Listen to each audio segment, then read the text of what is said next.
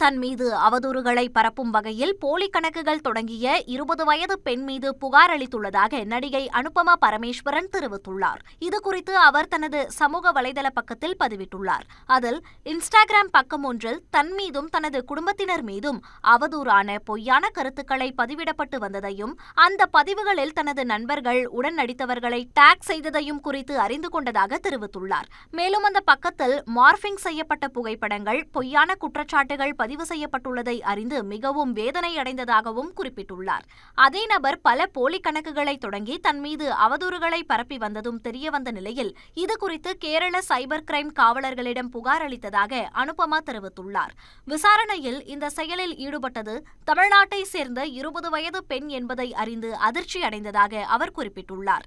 இளம் வயது என்பதால் அவரது எதிர்காலத்தை கருத்தில் கொண்டு அந்த பெண்ணின் தனிப்பட்ட தகவல்களை வெளியிட வேண்டாம் என முடிவு செய்துள்ளதாக குறிப்பிட்டுள்ள அனுபமா, எனினும் ஸ்மார்ட் போன் இருக்கிறது என்பதற்காக யாருக்கும் ஒருவரை குறித்து அவதூறுகளையும் வெறுப்பையும் பரப்ப உரிமை இல்லை என குறிப்பிட்டுள்ளார். அந்த பெண் மீது சட்டப்படி நடவடிக்கை எடுக்க உள்ளதாக தெரிவித்துள்ள அனுபமா, ஒரு நடிகை என்பதற்காக தங்களது உரிமைகளை பறிக்கக்கூடாது என்றும் தெரிவித்துள்ளார்.